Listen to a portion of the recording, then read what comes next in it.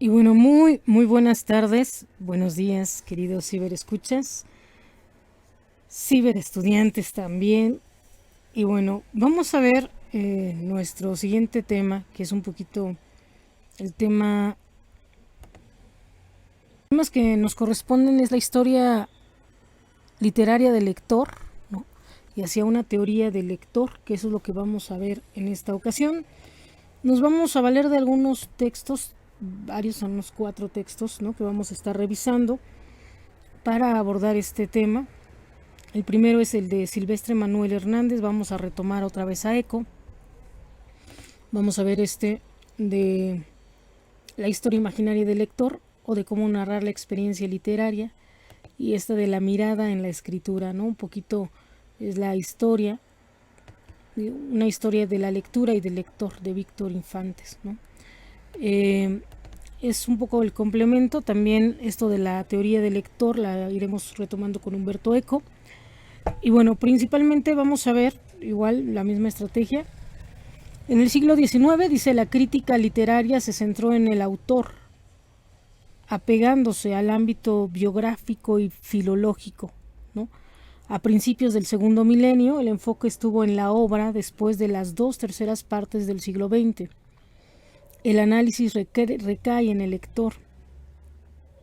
Pero en cada periodo se da la constante de que el arte trabaja con la reformulación del lenguaje, y colocados en retrospectiva se observa que vertientes teóricas como el formalismo ruso estudió del modo de ser la obra a partir de sus cualidades intrínsecas, cuya peculiaridad es la conformación de las palabras. El círculo lingüístico de Praga, relación del todo, sistema de la lengua con las partes de la obra, y el estructuralismo, búsqueda de la parte formal del texto, la estructura, la función, los signos, las formas, las significaciones. Cabe recordar que Vygotsky por ahí, ¿no?, también todo lo que es la cuestión, la academia rusa, ¿no?, ha ido haciendo avances sobre el lenguaje, sobre un poco la pedagogía, la psicología, ¿no? Son armas, bueno, son áreas de estudio también, independientemente del conductismo. Ellos son como más de la pedagogía, más del sujeto, más del significado, el lenguaje, los significantes, mientras todo lo que es la tradición estadounidense es más la conducta, ¿no?, el adoctrinamiento, cuestiones más militares, ¿no?, como todo lo que es el conductismo, netamente, ¿no? Y bueno, prepararon las interrogantes sobre el plano de la recepción y la construcción de la textualidad, tan caros a la estética de la recepción. Dice, lo anterior solo es parte de un complejo histórico conceptual con el que se ha intentado aprender el fenómeno literario, esquematizado en el trinomio autor-obra-lector.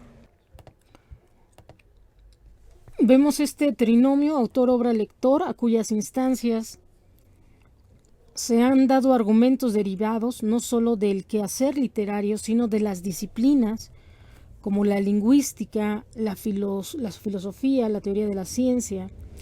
Del esquema mencionado, el presente estudio va a abordar el tercer aspecto, acorde a su formulación pertinente, la teoría de la recepción, ¿no? Vamos a ver el lector.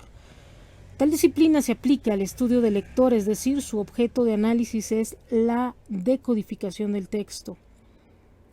Con base en ello, el primer paso para justificar su tesis es hacer una reconstrucción de los problemas centrales de la teoría precedentes que no lograron sistematizar. Su inicio es el cambio de paradigma experimentado en la ciencia, del cual se extraen modelos para emparentarlos con los de la historia de la literatura, ¿no?, y ver hasta dónde se puede hablar de un replanteamiento temático en la ciencia literaria, ¿no? Una cosa es la historia de la literatura, como lo hemos visto, como se ha planteado, como se ha abordado, ¿no? Historia de la literatura. Y otra es la historia del lector, ¿no? La historia de la literatura viene muy pegado con todo lo que es, viene muy paralelo con todo lo que es la historia de la humanidad, ¿no? Desde la creación de las pinturas rupestres, desde cómo ha ido evolucionando el lenguaje, ¿no? Y todo lo que son las corrientes literarias, ¿no? Aquí lo ponemos un poco para graficar, ¿no? Para ilustrar las corrientes literarias, cómo se van manifestando, ¿no? Por ejemplo, aquí vemos algunos cuadros bastante interesantes, ¿no? Algunas comparaciones siempre con dice, movimientos literarios, ¿no? Una cosa es esto, que en sí es parte de la historia, el clasismo, neoclasismo, barroco, realismo, modernismo, la generación del 27, el vanguardismo, todo esto es la historia de la literatura. Pero otra cosa es la historia del lector, ¿no? Y ahorita vamos a ver un poquito esto.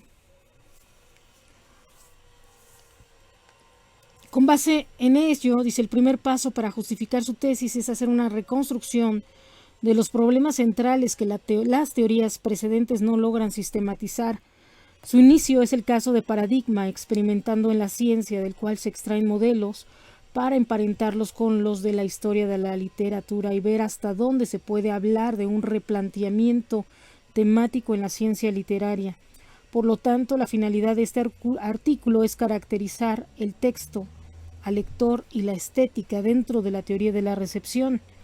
La fuente primordial son algunas conceptualizaciones de Hans Robert Haus, historiador y teórico literario de la Universidad de Constanza, apegado a la metodología de la escuela conocida como de Receptionistik, la estética de la recepción, ¿no? Y de Wolfgang Iser, también perteneciente a este círculo, ubicado al sur de Alemania. Dice, el proceso de esta investigación consiste en sopesar el valor de los juicios arguidos en las obras de los autores citados, ver la pertinencia de sus categorías al interior y exterior del discurso y poner en juego tácitamente algunos presupuestos para esclarecer el funcionamiento de la teoría y contemplar el nuevo sentido que tal corriente dio al quehacer teórico literario. La hipótesis de este trabajo es que el horizonte de expectativas es resignificable, que cada lectura es una nueva decodificación del texto y que el sentido último de la obra lo establece el lector, ¿no? Y bueno, ¿cuál era el panorama en aquel entonces? Dice, entre los años 1965 y 1980, en la Universidad de Constanza, Alemania, se establece la estética de la recepción. Se establece, dice, cuyo objetivo es dilucidar la función del receptor en el proceso literario, es decir, de qué manera la recepción propicia unos constituyentes formales que se inmiscuyen en el desarrollo de la textualidad, ¿no? Ya la semana pasada, ¿no?, hablamos un poco de la estética, de las características de la estética, ¿no? Dice, por ello, dice, el apego está en la obra, ¿no?, como texto, como algo dispuesto para el consumo de los receptores. Esto trae consigo las cuestiones de la temporalidad, marco para el despliegue de la obra, la historicidad, el conjunto sígnico variable, y en el primer plano la estética del efecto receptivo, el papel del receptor en la comunicación literaria. Dice, los objetivos de esta escuela se sintetizan en su principal publicación, Poetik und Hermeneutik, actas de los encuentros anuales aparecidos desde 1963. Aquí la hermenéutica tiende hacia la determinación del significado, postula una función trascendental de la comprensión y le interesa el valor de verdad extralingüístico de los textos literarios. Su hincapié está en la interpretación, en el sistema de interpretación. La poética, por su parte, es una disciplina metalingüística descriptiva o prescriptiva con pretensiones de coherencia científica. Se enfoca en el análisis formal de las entidades lingüísticas independientemente de su significación. Su finalidad recae en la estructura de la obra Werkstruktur. En 1966, Hans Robert Haus pronuncia en la Universidad de Constanza la conferencia inaugural La historia de la literatura como provocación de la ciencia literaria. Literaturarts, Provokation der Literaturwissenschaft, donde asientan las líneas de la estética o poética de la recepción. Recuerden que una cosa es la estética, otra la poética. La poética ya está enfocado en lo que es el género literario, que después vamos a ver la novela y el teatro, que también es parte de lo que toca la teoría de la recepción como géneros, enfocado a casos específicos, ¿no? Como el mito, como lo manejó Strauss. Y la estética es precisamente este valor, esta disciplina que ve lo bueno, lo bello, lo sublime, ¿no? Aplicado a la teoría de la recepción. La Escuela de Constanza surge como respuesta a los problemas abiertos por la hermenéutica literario-filológica y la imposición metódica estructuralista y postestructuralista en el estudio de la literatura. Su propuesta fue la estética de la recepción, aparte de que Haus e Isser contó con estudiosos como Wolfgang Presidents, Manfred Furkmann, Kalheim, Stier, Rainer Warning y Fernando, dice Gómez Redondo, dice los teóricos de la teoría de la recepción, ¿no? También, dice Wolfgang Isser, nos habla de una teoría del efecto encaminada a explicar los efectos que el texto causa en el lector. Nos aclara también, dice, no aclara los elementos formales o significativos que intervienen en la constitución del texto como objeto, pues este solo puede desarrollar su efecto cuando es leído, el acto de leer, ¿no? Paul de Man, en La lectura y la historia, comenta la fuerza del método de Haus, que radica en el refinamiento de las reglas establecidas para la comprensión histórica de la literatura, ¿no? Vamos a tener dos posturas. Y bueno, dice, los planteamientos habían considerado al receptor como un factor más del mecanismo de la construcción literaria, no como la perspectiva definitoria de la evolución textual.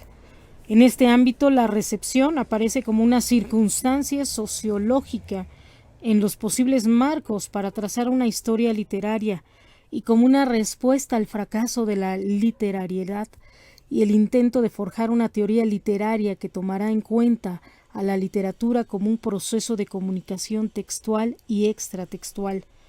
Dice, para fines descriptivos, el autor, Hernández, propone este siguiente esquema. Dice, autor, codificación, proceso artístico, obra, texto, lector, decodificación y proceso estético, ¿no? El autor, la obra y el lector, la codificación, el texto, la decodificación, proceso artístico, texto, proceso estético. Y nos plantea este esquema también. Dice, el autor es el especialista en su campo, el texto es un sistema de significados y valores y tiene mayor campo de acción el lector, ¿no? El autor va a codificar los signos de la cultura y ofrece un producto artístico. El texto se realiza hasta que tiene lectores y cada lectura es una nueva decodificación. En el lector marca la pauta de lo que se lee. El sentido último de la obra lo da el lector, ¿no? Y bueno, dice, de acuerdo con esto, el objeto de estudio está en el lector, cuya función dentro del texto es la decodificación y experiencia estética. Este binomio presume un horizonte de expectativas, el cual es histórico y solo se puede resignificar. Bueno, viene la explicación también. Dice, además, ha sostenido desde el principio que el reconocimiento de los aspectos estéticos y formales de un texto no se debe separar de las investigaciones históricas que tiene que ver con su recepción. Sobre el particular puede citarse Jean-Paul Sartre con su libro Qu'est-ce que la literatura, dice, donde la recepción es parte constitutiva de la obra y la pregunta ¿para quién se escribe? Tiene una carga histórica. Prueba de esto es el seguimiento de la trayectoria del escritor francés a partir del siglo XVIII, donde se da un marco de presunciones entre el autor y el público, o en el XIX, donde la escritura se destina a la burguesía, para llegar al siglo XX con el compromiso del escritor, dice l'engagement, lo que se traduce en una toma de posición ante la realidad, pues la tarea del escritor es representar el mundo y dejar testimonio de él. Además hay que recordar que casi siempre los grupos de élite, tanto los religiosos como los grupos burgueses, eran los que tenían el privilegio de escribir y de leer, ¿no?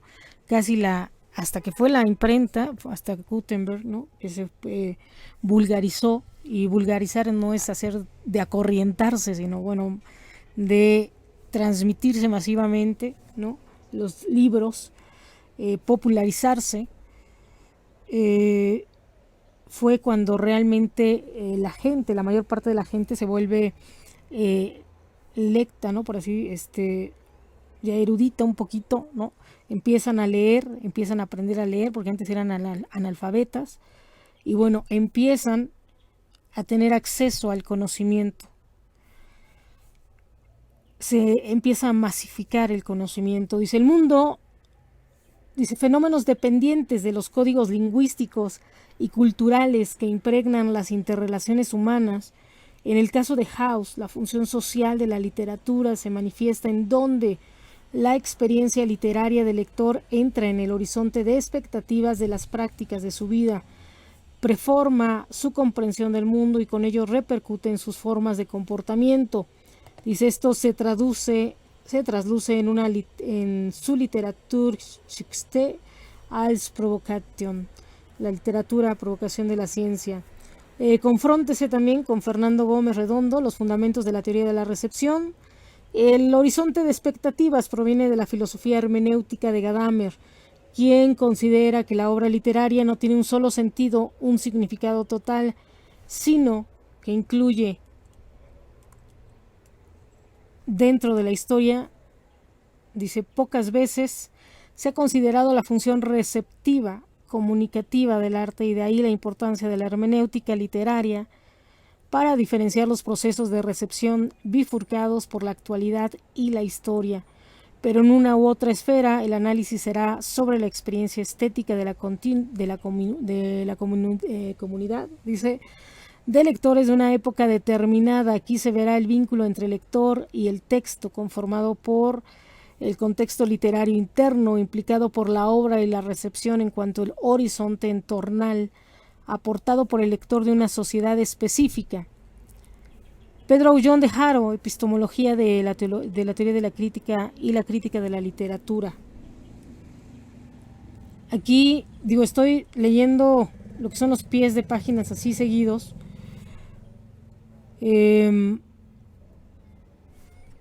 Porque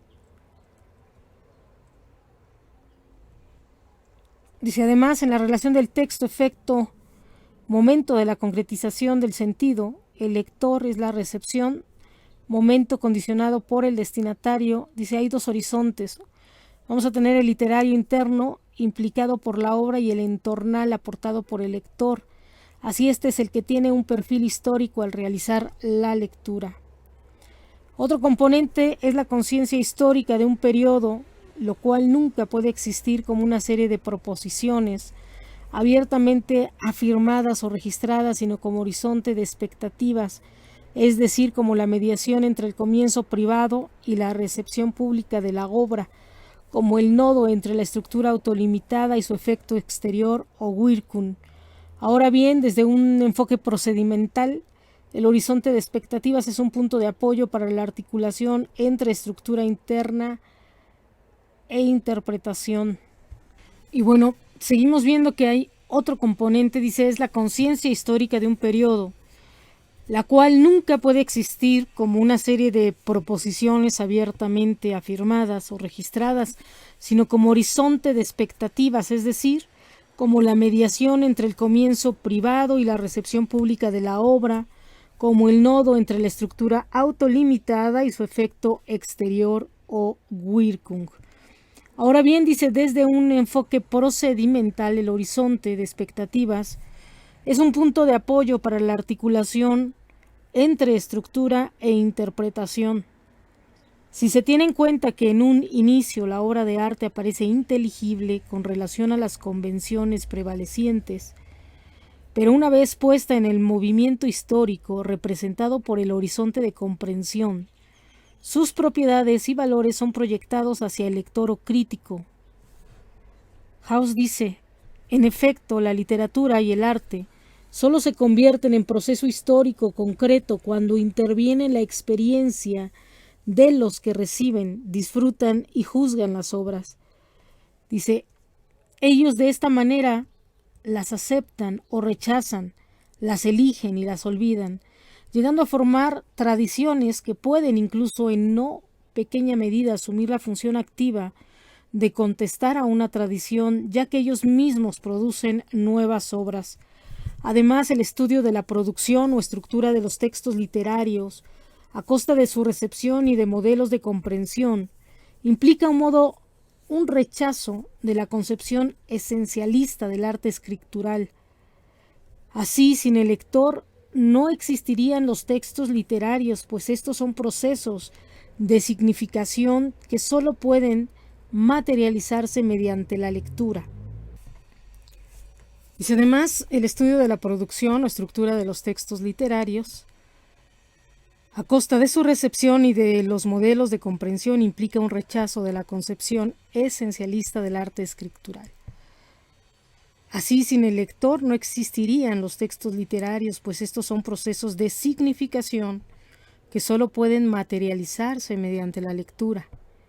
Para el suceder de la literatura debe haber un lector que la encauce, pues éste hace conexiones implícitas, cubre huecos, saca inferencias y pone a prueba sus presentimientos, concretiza la obra literaria, la cual en sí misma no pasa de ser una cadena organizada de signos negros estampados en una página. El texto y sus variantes. El texto literario en cuanto a obra artística tiene como materia prima el lenguaje. Sus referentes están en la historia, entendida como totalidad no inmediata, que admite ser descompuesta en diversos niveles relacionados entre sí, de acuerdo con la disciplina a que se ciña el estudioso, cuyas vertientes de análisis son un proceso abierto donde están el lector, el productor y el texto literario. Esto bajo el entendido de que el texto es un producto que se halla en relación de procedencia selectiva con el mundo, de la estructura empírica y de la estructura mental y cultural. La estructura mental la alberga el autor, la general estructura mental humana y como reflejo los objetos culturales actuales y pasados que resultado de una historia el mundo contiene. Asimismo, el texto, compuesto por un discurso de comunicación lingüística, tiene su destino virtual en el lector. Ello sucede al cumplimentarse, de hecho, el último factor del circuito comunicativo en el cual el mundo es referencia tanto del autor como del texto y ahora también del lector. Al mismo tiempo, las obras de la literatura se presentan como un fluir continuo de opciones y posibilidades de conexión para el lector. Dice, se puede decir que el texto es inagotable en cuanto a la resemantización de su propio objeto de imaginación. La aprehensión de su ser varía de acuerdo con la realización individual de lecturas y de lector, pero cobra sentido y advierte valor gracias a la interpretación del lector. Es un camino en doble sentido, el texto al lector y viceversa, donde ninguno de los dos excluye al otro por su jerarquía propia, la cual es un producto cultural. También téngase presente que el lector, el texto, involucra un tú, es decir, un posible lector o algún receptor. Y desde un enfoque hermenéutico, esto orilla hacia la articulación del mundo del texto con el mundo del lector, a partir de cierto horizonte de expectativas que invariablemente se inscribe en el acto de la lectura, instancia donde hay una presuposición de la referencia como un otro, del lenguaje, lo cual acentúa cierto nivel dialógico. Toda referencia es correferencia, y aquí lo que aparece implícito es el desplazamiento temporal del sentido forjado por el lenguaje de uno a otro polo, obra, lector. En este tenor, la lectura discurre en una perspectiva móvil, de ahí la posibilidad de hacer nuevos descubrimientos en tanto el proceso de decodificación que experimenta el pensamiento en cada nueva lectura, donde se reafirma o refuta posturas o intuiciones forjadas en anteriores lecturas. Además, dice, los sentidos que conforman un texto no están en el plexo mismo, sino en el conjunto de la totalidad histórica en la cual la obra es producida y reproducida por medio de la lectura y la crítica. El texto, en suma, no es lo que solamente un discurso producido de tal guisa que se le puede detectar como literario y leer como tal, sino que también es lo que no es: desquiciamiento, negatividad, lectura propiamente crítica. Al respecto, cuando el lector está frente a la obra, la comprensión que tenga no necesariamente se inscribe dentro de los propios patrones de su tiempo, sino que varía en función del horizonte, de sus expectativas y del interés que tenga sobre un asunto en particular. El texto no es una totalidad homogénea de sentido. Ahora bien, el estudio de la literatura, la justificación de su conocimiento histórico, se ubica en el momento de liberación de las convenciones rígidas, academizantes y de agotamiento de paradigmas.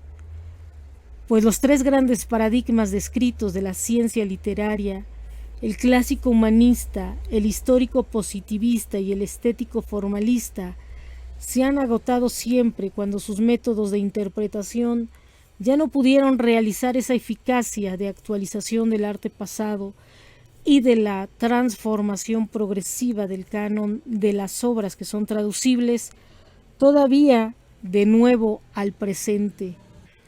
Aquí lo evidente es el aniquilosamiento de los métodos interpretativos de las posturas literarias en cuestión, que devinieron en inhabilidad para fundamentar un juicio crítico frente a los problemas del arte literario contemporáneo.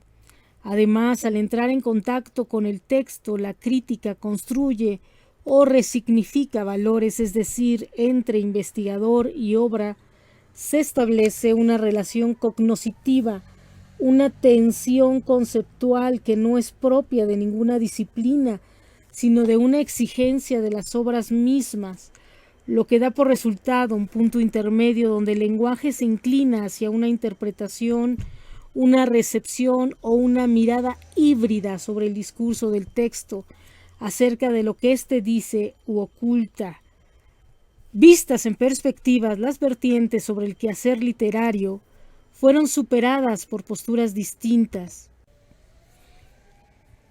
Vistas en perspectiva, las vertientes sobre el quehacer literario fueron superadas por posturas distintas. Es así que el paradigma de la crítica literaria, surgido del humanismo del Renacimiento, cuyo modelo fue la antigüedad y el sistema de normas, portador de un método basado en la comparación de la literatura antigua con la moderna, dio como resultado una crítica normativa incapaz de trascender su tiempo. Esta postura fue anulada por el historicismo de la Revolución del Renacimiento, que mostró a la historicidad de las épocas, los estilos, los autores, las obras como fuentes propensas de elevarse a normas de estudio artístico.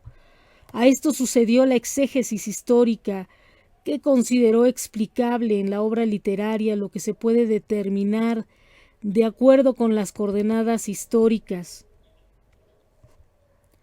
de tiempo, lugar y ambiente, pero que conjugadas en manifestaciones literarias, como tal, deberían de transmitir la individualidad nacional. Especifica House, la literatura se convirtió en el máximo medio en que la nacionalidad podía llegar hacia sí mismo, desde sus inicios casi míticos hasta el cumplimiento de un clasicismo nacional. Desde una consideración crítica, lo anterior se inscribe en la intención del autor, que puede o no ser aprendida por el lector, pero sí interpretada o resignificada desde el caleidoscopio que el lector vea en el texto a partir de puntos de vista cognitivos y sensibles. Dice Hans Robert Haus cambió de paradigma en la ciencia literaria. La noción del paradigma está tomada del proceso de conocimiento científico, el cual no es rectilíneo o uniforme. No es una simple acumulación de conocimientos, sino un fenómeno inconstante como la historia. En ambos los tiempos de desarrollo y revolución se alteran para dar un nuevo inicio. El éxito de un nuevo paradigma se basa en que garantiza la aclaración de la mayoría de las observaciones y experimentos de una ciencia al introducir una nueva fase en la investigación, tendiente a aclarar los enigmas. Estas ideas se encuentran en Hans Blumberg, Die Kopernikanischen Wende, y en Thomas Kuhn, La estructura de las revoluciones científicas, en especial Prioridad de los paradigmas, en la página 80-91. Dice, desde una consideración crítica, lo anterior se inscribe en la intención del autor, que puede o no ser aprendida por el lector, pero sí interpretada o resignificada desde el caleidoscopio que el lector vea en el texto a partir de puntos de vista cognitivos y sensibles. El siguiente cambio lo propició el descontento hacia la asesión ascética positivista para explicar la obra de arte literaria solo a partir de la suma de sus condiciones históricas, pues la aclaración histórica de una obra ya no podía aportar más de lo que se podía reconocer del texto mismo como sistema de lenguaje, estilo y composición. Aunado a esto también se vislumbró el abandono del positivismo de la historia literaria y del subjetivismo. Se crearon las técnicas de interpretación que fueron las primeras en elevar a la obra literaria al nivel de objeto independiente en la investigación.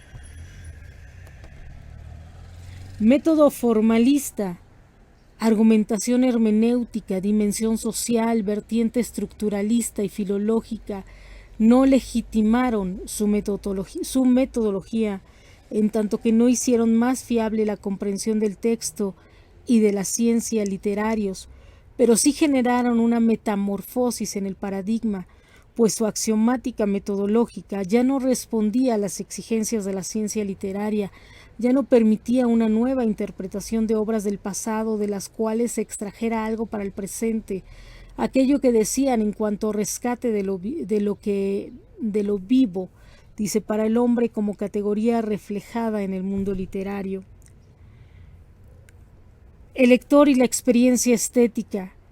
En la teoría de la recepción, cada lectura se vuelve una decodificación actualizada y particular del texto. Aquí es lo más importante, el siempre estar decodificando. Cuando hablamos de ARN y de ADN, vamos a ver que hay codificaciones y decodificaciones, ¿no? Y es muy similar lo que sucede en el proceso del lenguaje. Cuando viene el ADN y el ARN, sobre todo aquí, cuando lo llegamos a ver, cuando vemos como dice las letritas, ¿no?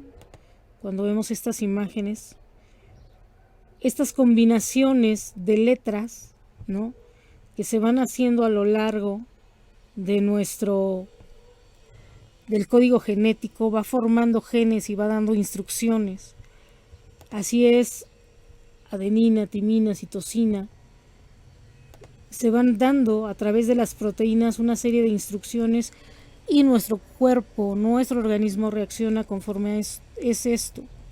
Así, de un lado, muy similar sería el proceso del lenguaje. De un lado es la codificación, envía unas letras, del otro lado lo decodifica y ya se interpreta, ¿no?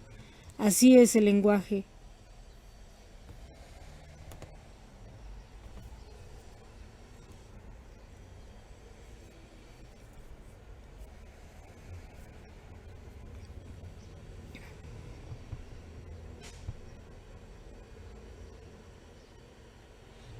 En la teoría de la recepción, cada lectura se vuelve una decodificación actualizada y particular del texto. En la medida en que el espacio de relaciones lingüísticas permiten vislumbrar nuevas configuraciones de sentido, estas actúan en el lector como determinantes en el curso de la lectura.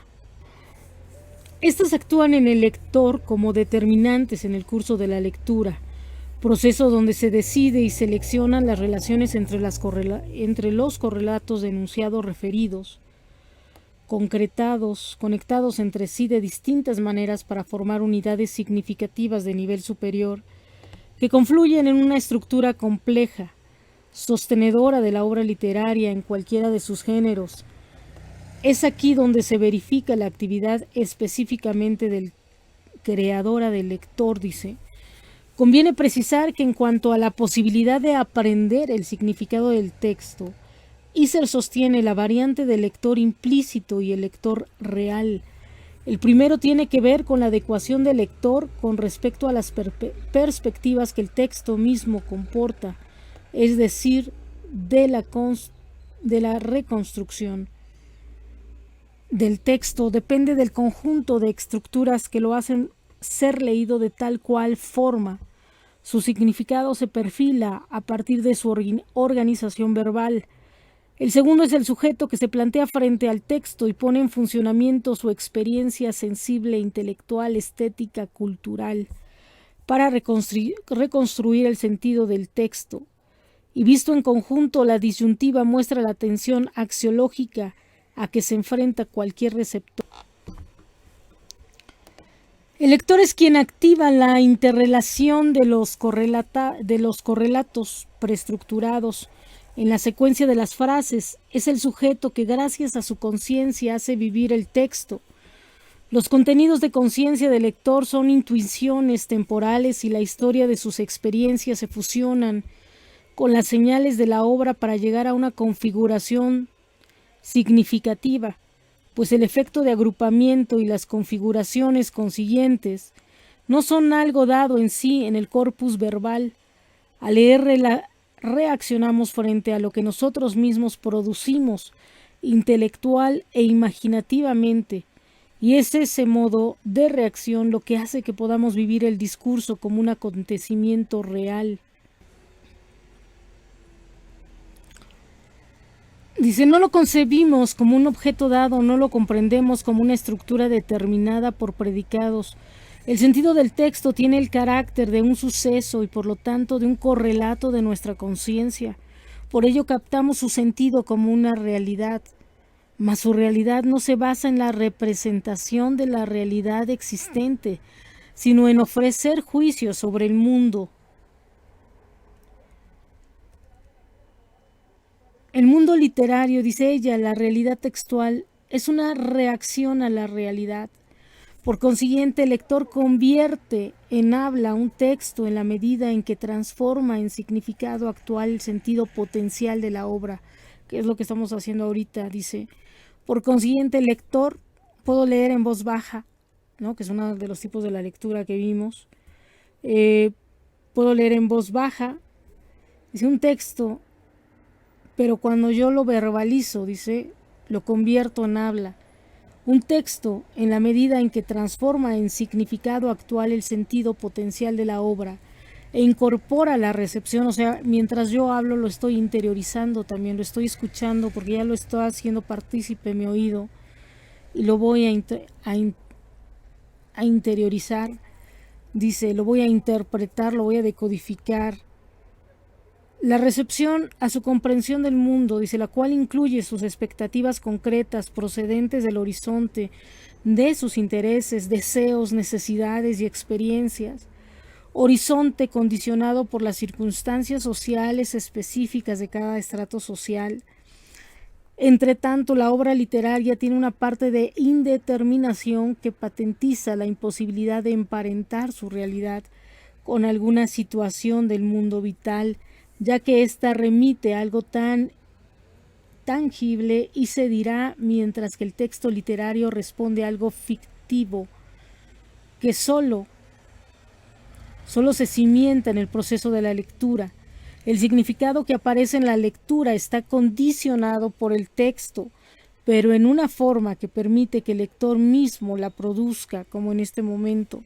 Por ello, las obras literarias no poseen ninguna correspondencia exacta con los objetos del mundo vital, pues producen sus objetos a partir de los elementos de la realidad, no como retrato, sino en cuanto a experiencia artística. En el mejor de los casos se podría describir el efecto literario, estético, como la representación de las reacciones a objetos.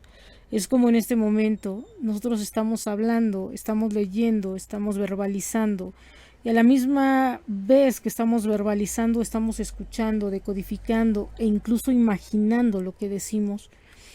En el mejor de los casos, dice, se podría describir el efecto literario estético como la representación de reacciones a objetos. Asimismo, el horizonte de expectativa se forja en la conciencia del lector como el leitmotiv por medio del cual puede asirse a las preguntas esenciales en un texto, ya sea hacia su génesis o hacia su importancia artística, al tiempo de corroborar las diferencias hermenéuticas entre la concepción pasada y actual de la obra. Hace consciente la historia de su recepción. El horizonte de expectativas de una obra permite determinar su carácter artístico por medio de la forma y el grado de su efecto en un público determinado. Sin embargo, hay una interrogante. ¿A qué responde un texto literario? Cuestión no ceñida a la reconstrucción del horizonte de expectativas intraliterarias implicadas en la obra, sino a un análisis de las expectativas, normas y funciones extraliterarias proporcionadas por el mundo real, pues éstas han orientado previamente el interés estético de distintos estratos lectores, y con ello la respuesta tiene dos enfoques, la de autor y la de lector, tan válida como la otra. Si se apela a la sensibilidad y a la cultura estética del ser humano, todo lo anterior nos lleva a una cuestión epistemológica, categorizar dónde, quién y cómo pueden conocer a través de la literatura, si se la presupone como una forma de saber donde el ideal de una estructura cognoscitiva dice, todo lo anterior nos lleva a una cuestión epistemológica, categorizar dónde, quién y cómo puede conocer a través de la literatura, si se la presupone como una forma de saber dónde. El ideal de una estructura cognitiva es ser única, a una realidad, una ciencia, ante un ser, un pensamiento. Si se alude a la episteme, inevitablemente se piensa en la verdad y surge la interrogante de qué tipo de verdad presenta o se devela en el texto literario. Dice más si es consecuente con el desarrollo hasta aquí realizado. Se aceptará que la verdad es aquella que la sensibilidad e inteligencia del lector perciben la estructura y mundo autorreferencial del texto. Bueno, y dice, de manera conjunta se presenta el ámbito estético, en ocasiones dependiente de los juicios de valor del lector hacia la obra y oscilante entre los objetos de la cultura, considerados como bienes artísticos, valorables en un sentido positivo o negativo, o subordinados a los sistemas de valores que cambian y se adaptan, se imponen o desaparecen de acuerdo con las necesidades de las épocas históricas. Vamos a regresar un poquito para leer estas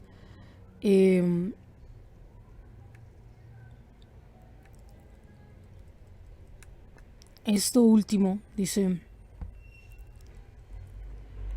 los pies de página. Hans Robert Haus dice, cambio de paradigma en la ciencia literaria y de forma tangencial, tanto la postura del autor como la del lector develan el desplazamiento de cierta facultad nacional sobre los bienes literarios o institución canonizante sobre las obras escritas, hacia la autonomía del individuo para ejercer una axiología propia, lo cual tendrá efectos positivos en la formación de un corpus particular trascendente a cualquier canon. Yo les sugiero que primero lean todo el texto tal cual, así como viene, y ya después lean de corrido todos los pies de página, porque vienen uno seguido del otro, ¿no? Para que no se vayan dividiendo. Hans Robert Haus, cambio de paradigma, dice, la referencia inmediata en el formalismo ruso de los principios del siglo XX, representante del primer esfuerzo de estudiar la literatura de forma científica, al preguntar qué hay dentro de la obra. Al respecto, Eschenbaum, la teoría del método formal, y en cuanto a aplicación sistemática, Víctor Slowski, El arte como artificio, donde habla del artefacto literario, pretensión artística y los componentes de la literatura en el ensayo, se traduce la pregunta ¿qué hace que un texto sea literario? La literalidad, la intención y el reconocimiento. Dice, no se pierda de vista que la producción artística literaria es la creación nacida de la experiencia fundamentalmente del escritor, no una transcripción de la realidad, pues en la época moderna la actividad estética deja de ser una construcción según la naturaleza y deviene una hechura en contra de ella. Por eso, la naturaleza solo es material previo para la formación de mundos posibles, válidos en su racionalidad cícnica y propia, y no por métodos deductivos o de constatación. Mauricio Ferraris, al dilucidar sobre algunas tesis de Wolfgang Iser, sostiene la indeterminación. Constituye, por lo tanto, al mismo tiempo la miseria y el esplendor del texto literario. Por una parte, en efecto, no puede llevar la propia verdad del ser conforme a un mundo existente. Por otra parte, y por los mismos motivos, conquista una peculiar autonomía frente a la referencia, pero no frente al lector, quien por el contrario ve acrecentada su propia función. Como lugar de cambio, la indeterminación tiene la función de activar las ideas del lector, haciéndolo participar en la ejecución de la finalidad puesta en el texto. Esto quiere decir que se vuelve la base de una estructura del texto en la cual el lector está previsto desde siempre. Blas Matamoro, en Saber y Literatura, también Tsvetan Todorov explica que el texto literario es autorreferencial y que el discurso literario es válido en relación a sus propias premisas. Es un lenguaje en sí mismo, a la vez que sostiene la creación de la literatura a partir de la literatura y no de la realidad, haciendo hincapié en que el trabajo de conocimiento en la obra literaria apunta hacia una verdad aproximada, no absoluta. Los géneros literarios, en su libro Introducción a la literatura fantástica, respecto a la formación del campo literario que aparecerá ser el quid de la cuestión en cuanto.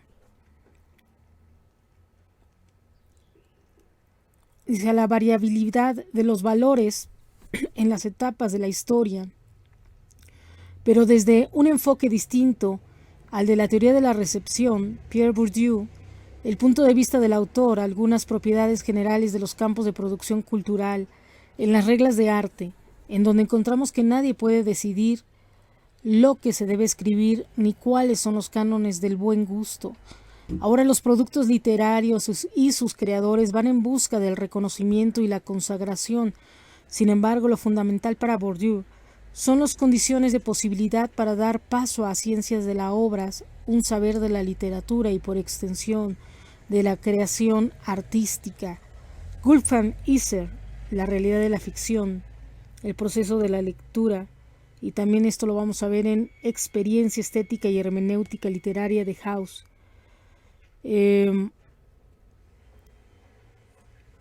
Dice, considérese que la experiencia estética está en relación limítrofe con la pragmática, pues el arte participa en la conservación y reutilización de la función práctica original de las creaciones humanas. Además, puede formar un mundo para sí sin romper la relación con el entorno cotidiano y establecer comunicación, ámbito representativo del lenguaje, con otra realidad, sentido del discurso literario. Vemos de alguna forma cómo es que este autor, Hernández, nos plantea estos diversos acercamientos, ¿no? La lectura nos da un contexto, nos crea un mundo, simplemente con el lenguaje nos lleva a una realidad y a un mundo ya prefabricado por el autor, no por el autor. Eso dice, no quiere decir, es como un submundo, como esto que parece con Alicia en el País de las Maravillas, ¿no? Que está dormida, está en un bosque y de repente entra en su sueño, es como al leer, entra en su sueño y empieza a vivir mundos diferentes, ¿no? que es una realidad diversa. Dice, antes plantea esta postura o este dilema. Antes no es una transcripción de la realidad, que esto es bien importante, no estoy describiendo la realidad, aunque hay textos que son descriptivos de la realidad, ¿no? Hay textos históricos, hay textos de alguna forma científicos, ¿no? Que nos van plasmando la descripción de ciertos acontecimientos. Por ejemplo, si yo ahorita quisiera hablar de la pandemia, yo escribo sobre la pandemia tal cual se fue dando de forma histórica y lo documento a través del lenguaje, a través de la escritura. Y eso plasma mi realidad en el momento. Pero lo que plantea aquí Hernández precisamente plantea el otro concepto, en que no necesariamente, que hubo así como el conflicto, ¿no? Que fue la tesis, la antítesis, que es la antítesis, dice, no solamente tengo que plasmar la naturaleza o la realidad como tal, como lo que yo estoy viviendo, no soy un escritor, ¿no? Un escriba de la realidad, el autor, sino que yo puedo crear mis propios mundos, que a veces es un mundo no imaginario, sino psicológico, un mundo interno, un mundo subjetivo, un mundo inconsciente, incluso lo que planteaba el subconsciente, que planteaba más adelante Freud, ¿no? En psicoanálisis. Es cierto que está basado, aquí mientras estaba leyendo, yo estaba haciendo este análisis, es cierto que nuestros textos, nuestros escritos, incluso la misma literatura está basada en descripciones de la literatura. Es más, yo puedo plantear ahorita mismo, por ejemplo, me venía a la mente estas obras de Truman Capote, ¿no? En donde son escenas policíacas, ¿no? Donde van describiendo una escena del crimen, como también Crimen y Castigo, ¿no? De estas novelas, ¿no? Donde van haciendo y creando una realidad basándose del mismo lenguaje, ¿no? Que nos enseña la realidad. Ponen una mesa, ponen una pistola, ponen un hombre que sigue, ¿no? Todo esto que es la novela policíaca, ¿no? Va creando una realidad, pero que es paralela a lo que el autor vive. Está escrita con palabras reales, con hechos reales, pero no es la realidad, ¿no? Nos pone en un dilema bastante crítico y nos pone aquí a analizar exactamente cómo es que se puede dar esto, ¿no? Nos pone en la disyuntiva. No es necesario que la literatura esté basada en la realidad, ¿no? O sea, nosotros hablamos en conjunto del pensamiento y decimos, yo estoy imaginando esto y lo estoy plasmando, pero no quiere decir que sea real, ¿no? Sin embargo, al escribir las cosas, me estoy basando en cosas reales, ¿no? Por ejemplo, en una mesa, en una computadora, en un diván, ¿no? En un departamento. O sea, voy recreando esa realidad o creando esa realidad basada. Esa fantasía la voy creando con elementos reales. Espero me pueda explicar, ¿no? Que esto es un poquito lo que basa. Y por eso me venía a la mente esta película que es muy psicológicamente muy fuerte, ¿no? Y que plasma esta parte de la fantasía y la realidad, porque aquí entramos en una realidad. Habla sobre la verdad del texto. ¿Cuál es la verdad del texto? En una novela policíaca tiene una verdad, pero la verdad es real o la verdad es mentira, ¿no? Entramos en estos dilemas éticos, en la búsqueda de la verdad, epistemológicos, ¿no? ¿Realmente es verdad lo que está marcando ahí, ¿no? Que es el texto, por eso es tan difícil interpretar la hermenéutica en textos. Una cosa es interpretar una obra literaria y otra cosa es interpretar un texto histórico, ¿no? El texto histórico casi siempre vamos a decir que es verdad, estuvo presente en un espacio, en un tiempo, con unos personajes históricos determinados, que es lo que siempre pasa al estudiar a Jesús, la Biblia, ¿no? ¿Fue verdad o fue mentira? Fue verdad, ¿no?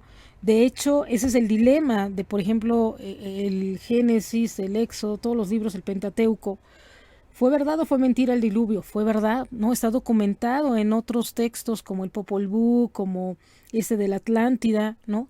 El diluvio está documentado, entonces fue un hecho real, ¿no? Que lo escribieron, como las pinturas rupestres, ¿no?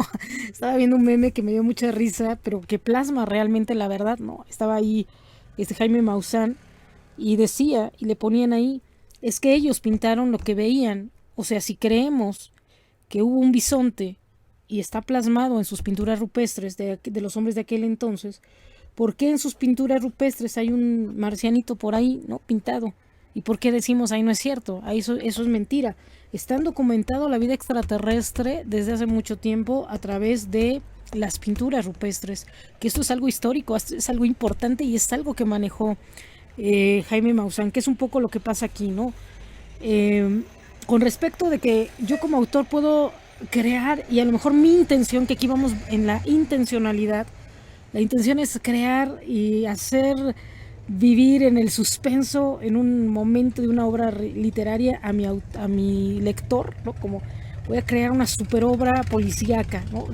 Me pongo a escribir y creo y me baso en 20,000 cosas y a lo mejor con referencias reales de lo que yo he vivido, de lo que yo he viajado, de una cueva, de a lo mejor algún hotel a donde yo haya estado. Agarro esas imágenes y las empiezo a meter a mi libro, a mi escrito. Y con eso armo yo mi obra literaria, ¿no? Pero, ¿qué es verdad y qué es mentira? ¿No? Y empiezo a imaginar e inventar algunos personajes, algunas tramas, algunos nudos, ¿no? Algunas cuestiones ahí de la novela. Pero ahí nos pone, dice, no es necesariamente que sean cosas de la naturaleza. En el tema de la naturaleza es lo que se hablaban, era como darwinismo, ¿no? Todo lo descriptivo, como los botánicos, ¿no? Que escribían todos sus descubrimientos y que eso era parte de lo que era la literatura en aquel entonces.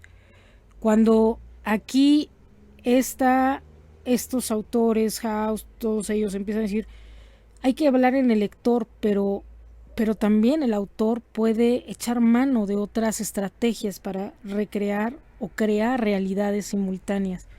Esto es algo bastante interesante que nos deja como pensando en muchas cosas y eso lo podemos llamar verdad o mentira, ¿no? Estamos hablando de verdades y mentiras. Si hay una verdad, tiene que haber mentiras. Una obra literaria ¿es verdad o es mentira? ¿No? Nos pone en este dilema. O son falacias, son simulaciones de la realidad, ¿no? ¿Qué tanto es verdad? Dice, de manera conjunta se presenta el ámbito estético en ocasiones dependiente de los juicios de valor del lector hacia la obra y conciliante entre los objetos de la cultura considerados como bienes artísticos valorables en un sentido positivo o negativo, o subordinados a los sistemas de valores, o subordinados a los sistemas de valores que cambian y se adaptan, se imponen o desaparecen de acuerdo con las necesidades de las épocas históricas, ¿no?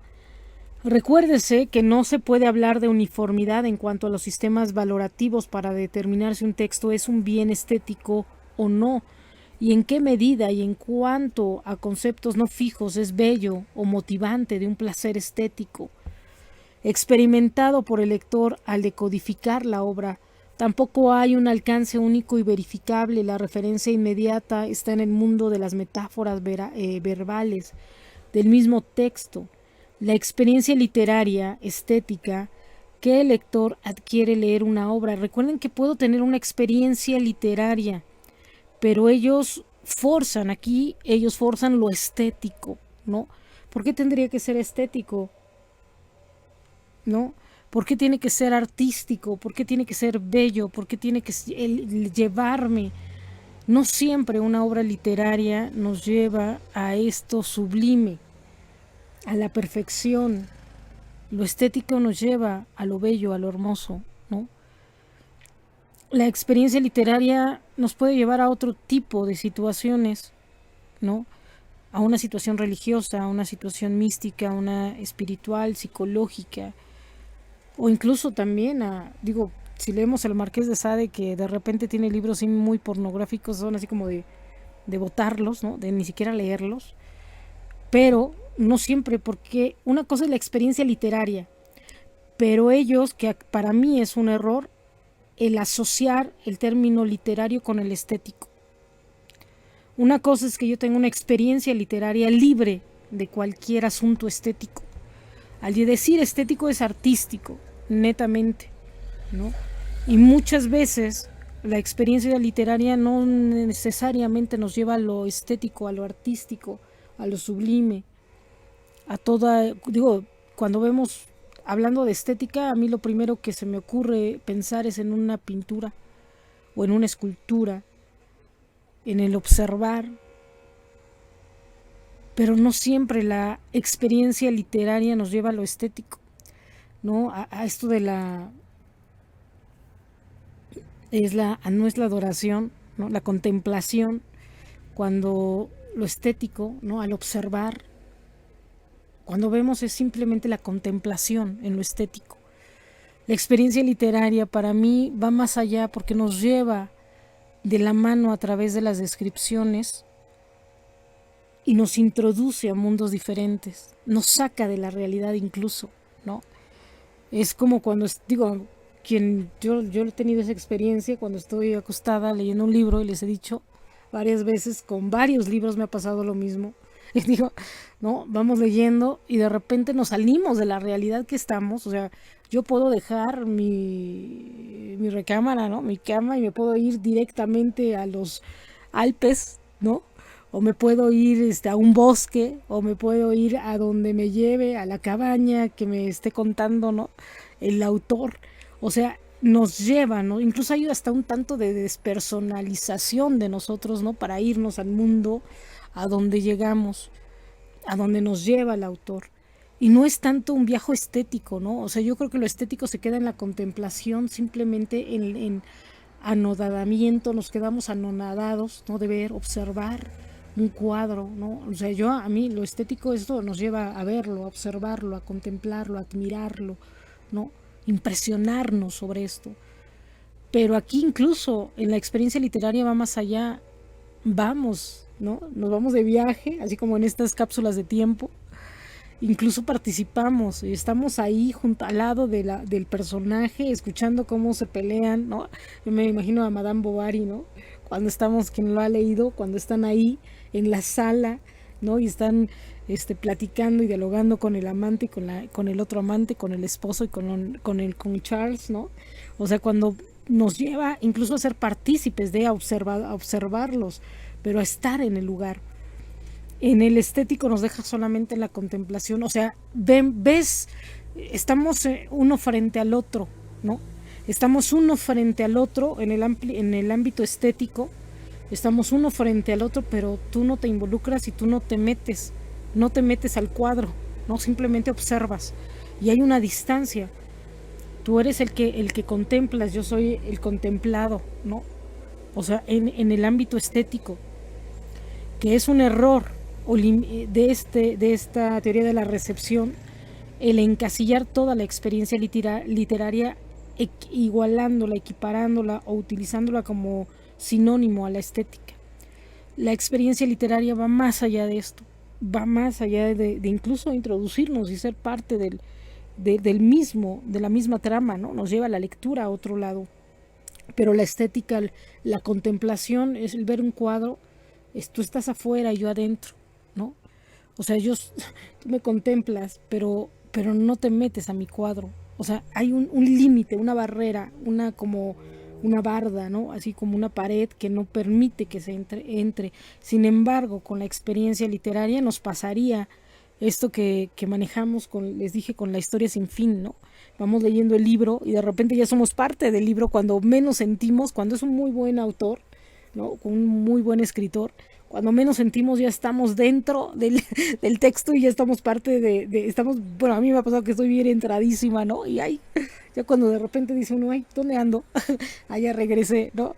Pero sí nos lleva a esta parte. Bueno, no sé si les ha pasado esto, ¿no? Pero a mí se me pasa muy seguido con los libros, así es que, Por eso les puedo decir esto. La experiencia literaria, y aquí lo meten estética, yo considero que aquí sí hay que separarlo, estética y literaria, ¿no? La experiencia literaria nos lleva, incluso la experiencia literaria no puede ser nada más estética, nos puede llevar incluso a cuestiones depresivas, ¿no? Que eso es lo difícil y lo importante de esto. El texto nos puede llevar a mundos totalmente, por ejemplo, el terror, ¿no? Cuando hablamos de géneros del terror, el gore y todo esto, el susto, ¿no? Nos puede llevar hasta el susto. Y no es tanto lo estético, ¿no? Hasta cuestiones horripilantes, ¿no? Que de alguna forma, dependiendo al autor, el género, ¿no? La historia, la época, nos lleva a otros niveles. Dice que la experiencia literaria que el lector adquiere al leer una obra escapa a cualquier intento de limitación referencial, ya sea en el dominio de una poética o del lenguaje práctico, por lo que se aboga es por una estética de la recepción y del efecto. Así, en el ámbito de la estética del texto se alude a modelos que abren las vías de acceso al sentido artístico. Estos suponen decisiones heurísticas y la obra se presenta de una manera determinada según el sistema referencial, elegido con vistas a su comprensión. El texto literario es una formación ficticia, entendiendo por ello que carece de los necesarios predicados de realidad, ¿no? ¿Cuál es la realidad? Mi realidad, ¿cuál fue en ese momento, no? Eso está bastante interesante hasta para cuestiones psicológicas, ¿no? Cuando leemos como que qué es lo que nos sucede, porque mucho hablan de las patologías de los autores, de los artistas, ¿no? Pero también cuáles son las patologías de los lectores, que esa sería otra postura, ¿no? Por ejemplo, esto de la despersonalización, es una parte de la despersonalización que no lo toman en cuenta los psicólogos o no lo toman en cuenta, pero que tendrían que tomarlo en cuenta. El lector se despersonaliza o no cuando cuando lee, ¿no? Cuando nos vamos con la obra y nos metemos ahí, nos olvidamos de todo, ¿no?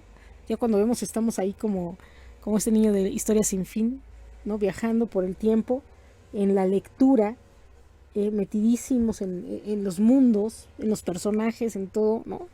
Estamos imaginando lo que es la mente fotográfica, ¿no? La memoria fotográfica.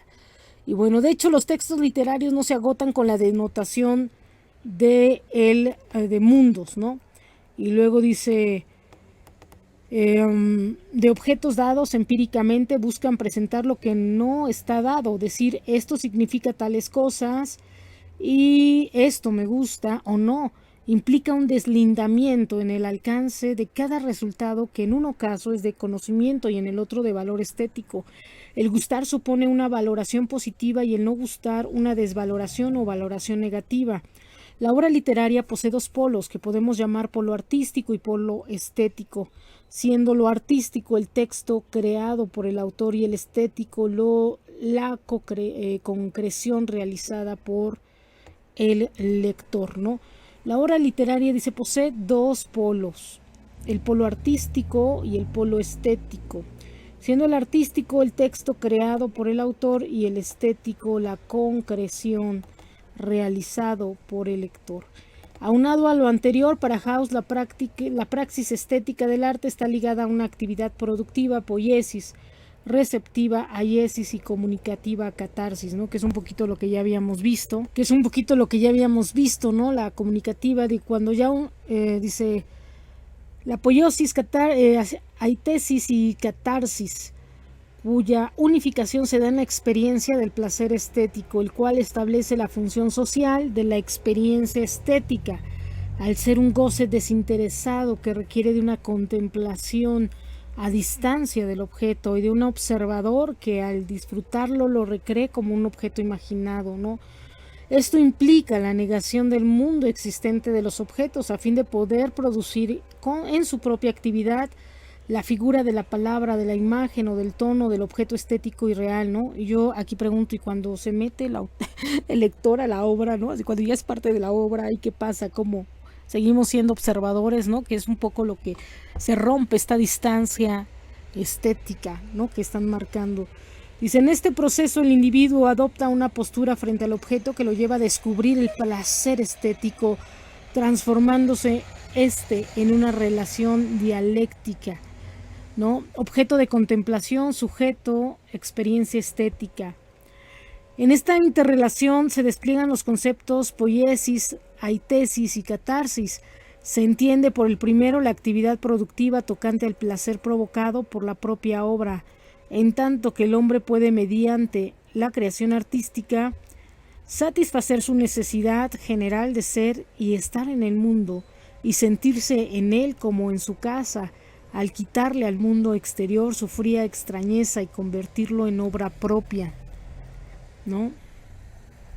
Y bueno, en esta interrelación se despliegan los conceptos de poiesis, astesis y catarsis. Se entiende por el primero la actividad productiva tocante al placer provocado por la propia obra, en tanto que el hombre puede, mediante la creación artística, satisfacer su necesidad general de ser y estar en el mundo y sentirse en él como en su casa, el quitarle al mundo exterior su fría extrañeza y convertirlo en su propia obra.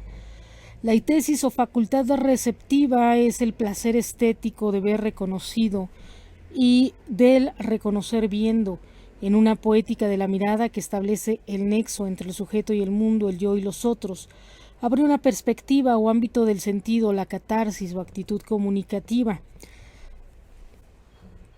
Es el placer de las emociones propias provocadas por la poesía o la retórica o por cualquier manifestación artística liberadora del ánimo del espectador. Y así el carácter productivo de la experiencia estética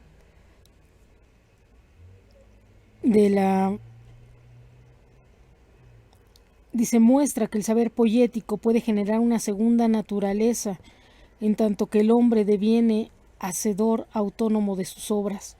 En tal lineamiento, el receptor que actualiza el texto mediante el proceso de lectura está plenamente facultado para la creación de una nueva poética, ¿no? Esto es así como pregunta de examen. Digo, vamos a ver, dice, ¿cómo el receptor actualiza el texto, ¿no? A través del proceso de la lectura, ¿no? Y bueno,